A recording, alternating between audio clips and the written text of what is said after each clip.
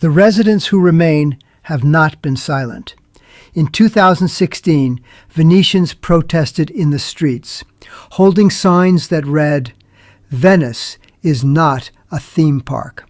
In 2022, activist groups projected the city's population counter onto the facade of the Rialto Bridge, a live number ticking down. They called it the last generation of Venetians. The entry fee did not stop the exodus. It did not cap Airbnbs. It did not reroute the cruise ships that dump 30,000 passengers a day into the lagoon. It simply monetized the collapse.